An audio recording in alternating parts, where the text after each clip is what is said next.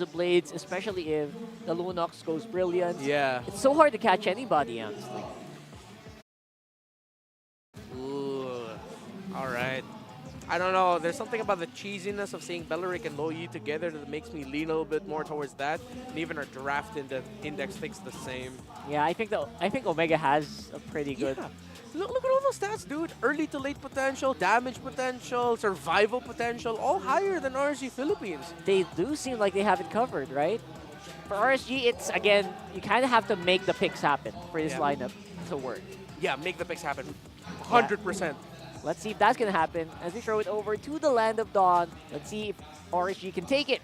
Caster's going there. Ooh, yeah! Ukir is back for the Barangay in a shocking turn of events. Welcome With to RSG Mobile at Legends. match point. I'm pretty sure the coaches said, you know what? We can't risk it. Can't. Again, the standings for Omega are at stake here as much as possible. You want to be closer to the upper bracket. And for RSG, this is a do or die match. Because right now, currently, Blacklist is ahead of them with 1 point.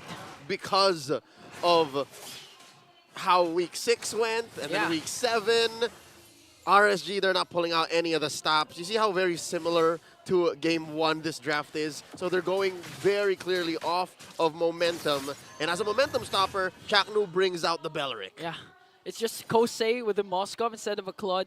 And I do like this Louis Beller combination. We've seen this earlier during the earlier weeks of the season, wherein Okir's gonna use the diversion just to send out Chaknu onto the backline, then cast that ultimate to make sure there's crowd control enough for the Barangay. You can make like Groot, I am Groot, and then just let the rest of Omega rain down Heavenly Fire, which is gonna come mostly in the form of magic damage, which is one of the main things that's irking me about Omega's draft. Again, you'll see that our stats, the index, will tell you that the stats should favor them, but looking at RSG and the way they played in game 1, something tells me all they gotta do is just follow that same path. They just have to play the same way, which could be a double-edged sword because Omega now understand that, hey, they're playing very clearly off of Nibor. Nibor has to hit the amazing final slashes from out of nowhere. Light can jump in AOG at any point.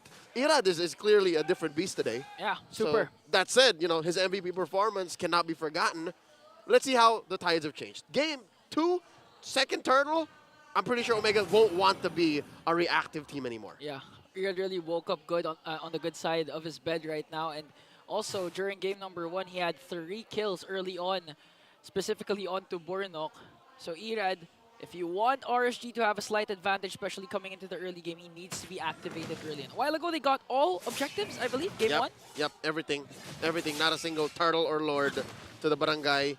Turtles already spawns upper quarter of the map. You'll see here. Okay, Chaknu's level 4. Diversion, sending him over. Okay, they're going to send out Chaknu.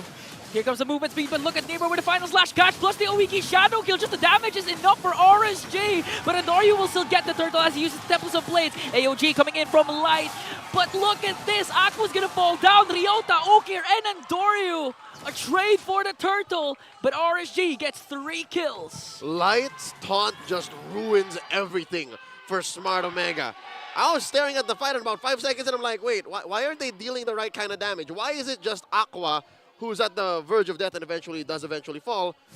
Why is that the case? Because mainly Light did his job. Light got a majority of kills. Oh no, Aqua! Oh, Jome bursts down Aqua once again. He just literally respawned.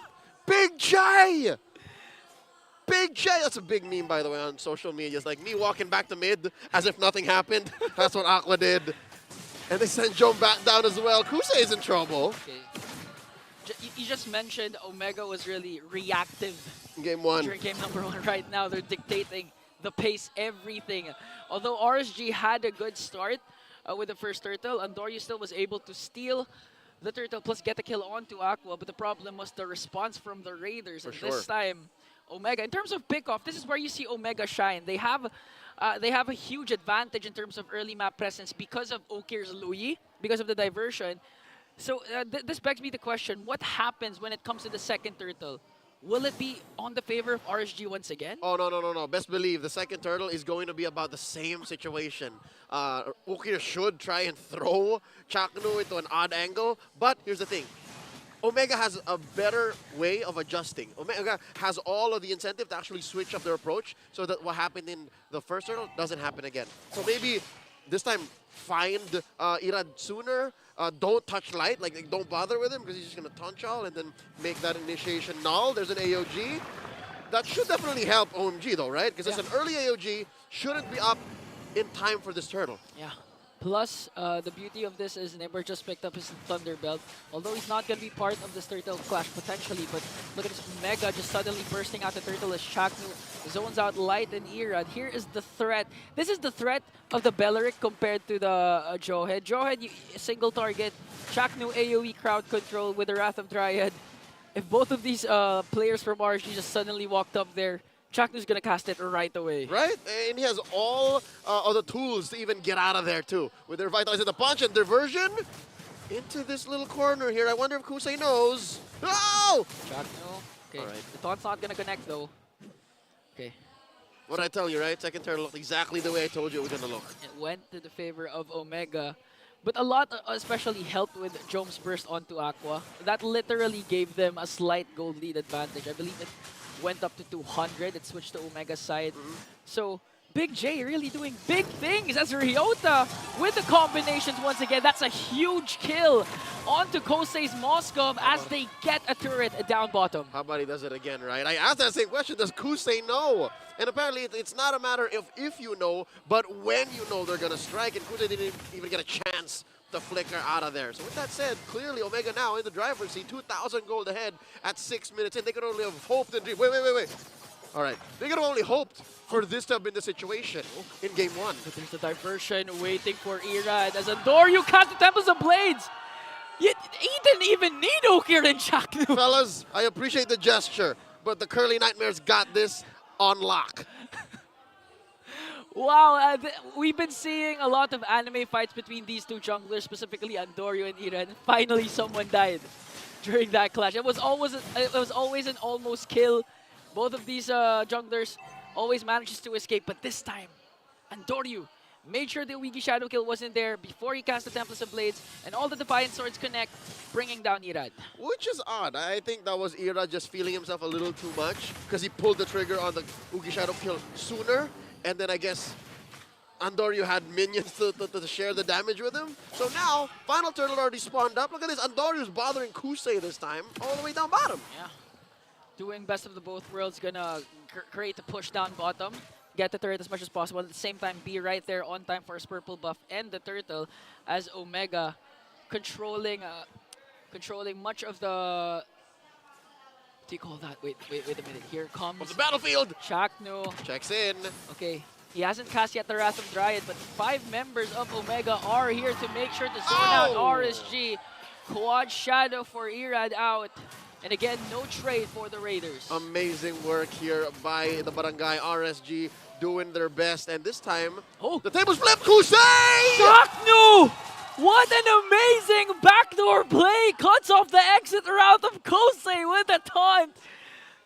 And he didn't even get the flicker again! Yeah, Chaknu didn't even use any of his battle spells. That's how fast Omega's planning and communications were. Are now in game 2. 8 minutes in, they're about 4,000 gold ahead. And I thought, Jose, I thought that the turtle take, the denial of the steal from Irad would have been the icing on the cake, and here we go! Here comes the diversion of the Barangay, bringing every member as they take down Irad. Light is the next target. Ryota will pick him up as Aqua tries to walk away. We've seen Omega send out Chaknu, but this time, the whole Barangay was present for that clash. Call it an Omega bomb. They go into that bush all in, 100 to 10% full send. And all this while, bottom lane was getting pushed in. Like, that's where Andoryu was about a minute ago. Yeah. During the pre-Lord take. And now, Omega have all of the time in the world. They have all of the lanes pushed in. Lord has, what, about 30 seconds to come onto the map. It's amazing how they've pivoted I, I don't know if I can say right now if it's all Ukir. I think it's also just their mindset changed too. Yeah, of course, chemistry plays a huge part. I mean, they've worked on this 5-man lineup since the latter parts of last season. They gelled so well. And again, a big factor was Ukir, specifically his hero. Because those diversion plays, we've seen 2 good diversion plays from Ukir. Him and Chakru's hero. Yeah. It begs to be said that the Mamba is good on the jawhead, but he's great on the Belleric. And even Ryota, we have to commend Ryota because game 1, not a good game at all for Ryota. But game 2, his first flicker, Earth Shatter combination connected onto Kosei. So this time, he's feeling himself, really confident, making sure to get those crowd control. And the best part is Kosei has a flicker. So it's easy. It's an easier catch. Easier. All right, folks? Well, we're not saying that what Ryota's doing is easy. Easier. It's just more likely, and more often than not, he won't even get the press flicker nor his dash. That's been the story of this game so far, 10 minutes in. 0-2-0. The Kamai King, Kosei, cannot get away from Omega. Almost 100%. Whenever somebody's sent over to take him down, he just takes it. All the lanes pushing in now. Smart Omega. Almost 10K ahead. What? How did we get here? Almost 10K! I mean, look at the map. All inhibitor turrets left for RSG, plus total dominance of the jungle minions here for Omega, specifically Andoryu. And now the problem for RSG is Nibor played a good game during game number 1.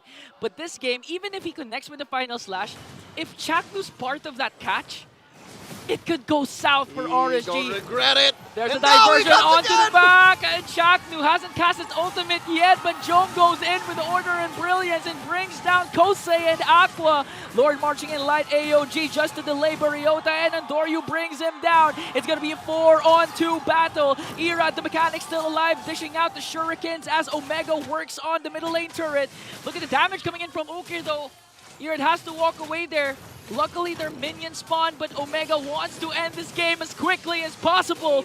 Nibor, Ira just trying to delay Kosei 1 more second before he respawns. They have minions, but Andoryu says no to Irad, and it looks like we are going to a game 3, but RSG still holding on. The Raiders say not just yet. As Smart Omega clean up house, taking down the final turret up top. It's just a bare base left to RSG. Okay, Jomes not yet in the picture as Ryota pops his Primal Wrath to dish out the damage onto the minion. Shaknu using the Wrath of Dryad here. It's going to be a 4-on-4, but Barangay is really low here. Nibor, whoa! Will he go for the catch? AOG coming in from light. Sends out the Omega home, but here's a diversion play to walk away. Abort, abort! Abort mission. Not just yet. Smart Omega pushed hard enough, just enough to take down all the inhibitors and not get punished, all right? They lost Big J along the way, but looking at the situation right now, the items, the gold, that's more than 2,000 gold between Kosei and Big J. Former imports sent out from the MPL to spread the good word of our MLBB prowess. Now back home, showing the world once again why you gotta watch MPL Philippines. Kosei, again, still 100%, right? Like, whenever Omega sent somebody to take him down, this time it was Big J, there's nothing he can do. Would you, whoa. No, not gonna press it. Would you agree that maybe it should have been a Purify? It should have been Purify. I mean, apart from the Ryota Earth Shatter onward combination alone is enough for most, not most, technically, because gold laners here in the Philippines are so good, but it's enough for most people to actually resort to the Purify instead of the Flicker. Why are you talking so soft right now? Why? Oh, I'm so sorry. Because the game's so intense. Are people online wanting us to just talk like casters and not shout casters? Man, we have to shout because this game is amazing, especially if RSG manages to pull off a huge defense. Again, it's not impossible because Nibor, one catch could secure the job for RSG, but again, the question remains, if you catch Chaknu, will that actually benefit you or benefit Omega? And here's the thing, Chaknu doesn't mind getting caught out. He's not even died once. Oh, and now he's gonna get sent back over again. Again, delivery for Omega, Chaknu, but look at Jom onto the backline, sending 3 Raiders down to the base as Ukir picks up another kill and Ryota tower locks. We are going to a Friday game number 3.